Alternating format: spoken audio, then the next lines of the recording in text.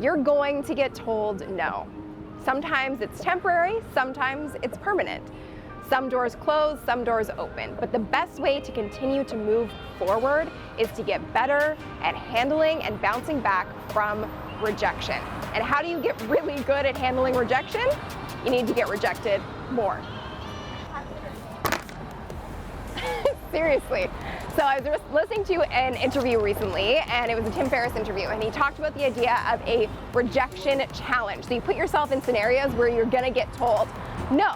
So the easiest way to do it is you go to a coffee shop and you get your normal order, but then you ask for a discount because most likely people are gonna say no. So I figured, you know what? Might as well give it a try. Good. Could I get a green tea? I'm gonna do the jasmine. Yeah. I'll get it to go, please. Yeah. Yes. How much is it? $2.65. Could I get a discount on that? Are you sure? Okay. Just $2.65. Yep, no problem. Little awkward, little uncomfortable. Kind of like ripping a Band-Aid off, but overall, not so bad. The Sunny Show.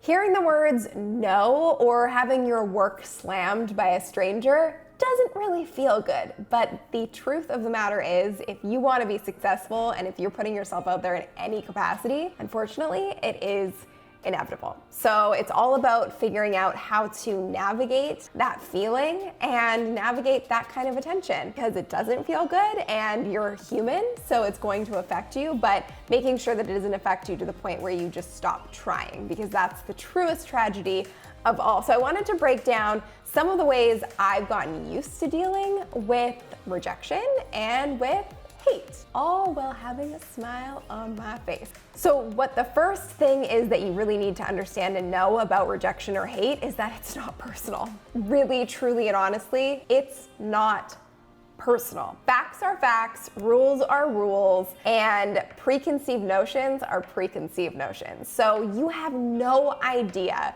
what the person who is rejecting you or criticizing you or throwing hate your way is going through in their own life, or what their set of rules and judgments and whatever it is that they've been built and created stories around for their entire life. But they're just projecting them onto you. It has nothing to do with you, it's not personal, and you can't take it to heart necessarily.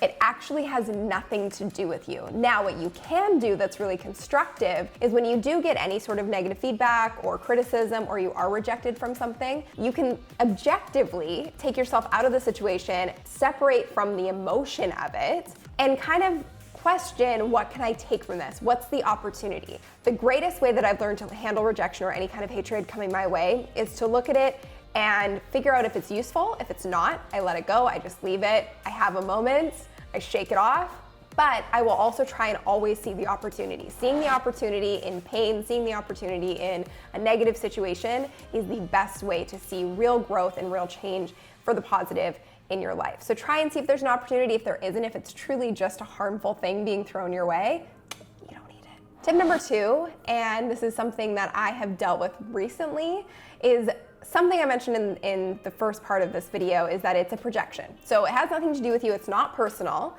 and a great book on how to really achieve freedom in your life from feeling this sort of negative energy from other people is The 4 Agreements. I can't recommend it enough. It's basically my Bible. I read it all the time as a reminder, and one of the agreements is not to take things personally. And part of how you don't take things personally is understanding that a lot of what comes your way is a projection of other people's beliefs, their stories, whatever it might be. And I wanted to give you an example of how this showed up in my life recently, actually right here on YouTube, and it came through a comment. So I'm gonna read you the comment. This is pure proof that most of the time, it's not about you, it's about what the other person is projecting onto you. So I got this comment on one of my most recent videos, and it said, "I owe you an apology.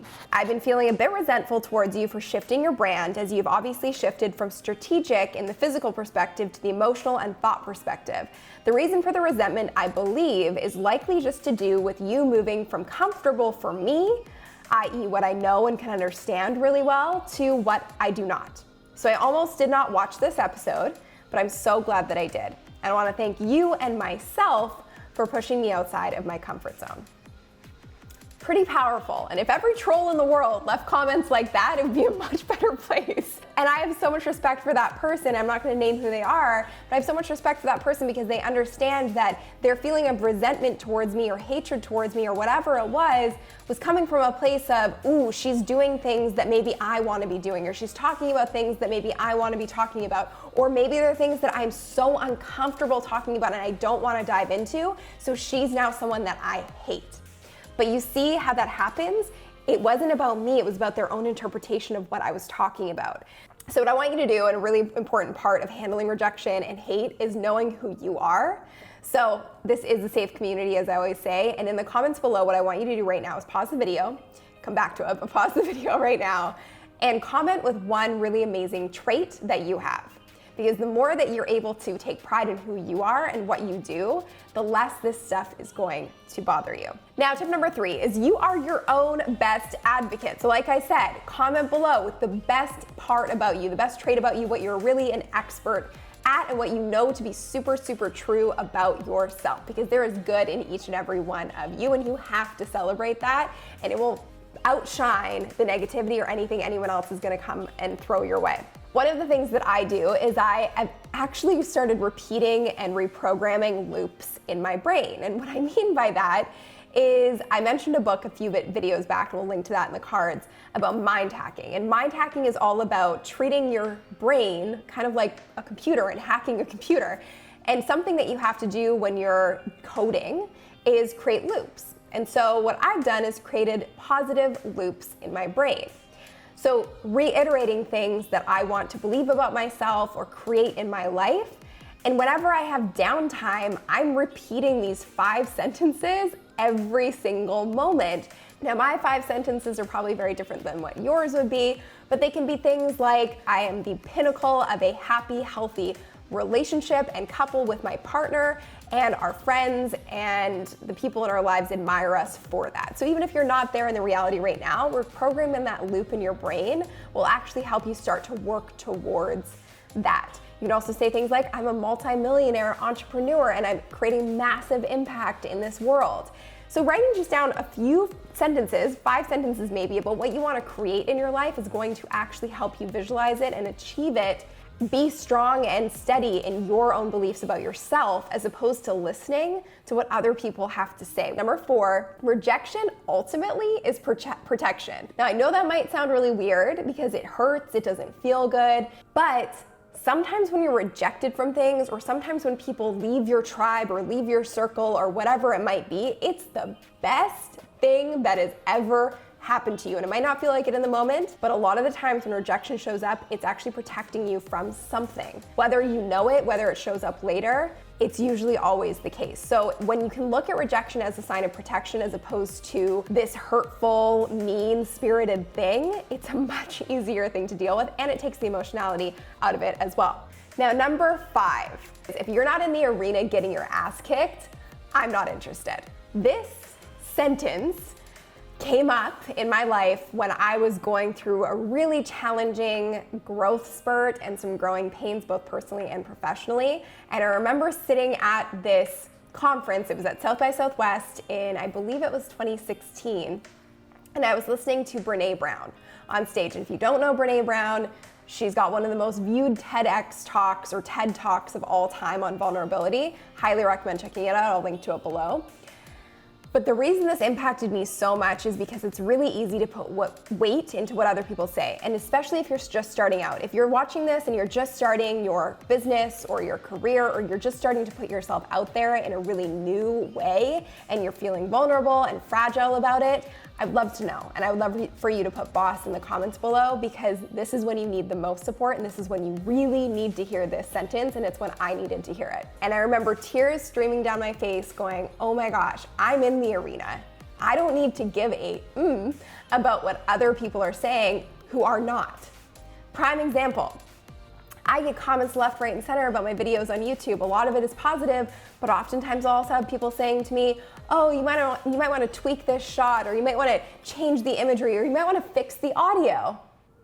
And then I'll go and look at that person, and they've never posted a video in their life. So they're not in the arena, so I'm really not interested. If you are someone who's creating videos on the regular and you have so much experience in this, I'm gonna listen to you and I'm gonna take that because there's always something to learn.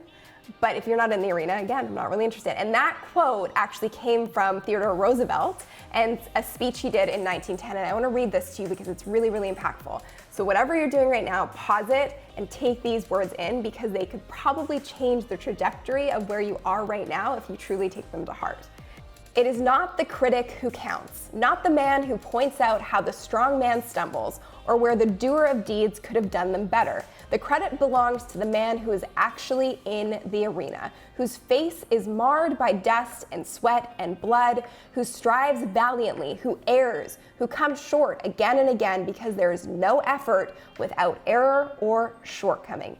It is he or she who does actually strive to do the deeds, who knows great enthusiasms, the great devotions, who spends himself in a worthy cause, who at the best knows in the end the triumph of high achievement, and who at the worst, if he fails, at least he fails while daring greatly, so that his place shall never be with those cold and timid souls who neither know victory nor defeat.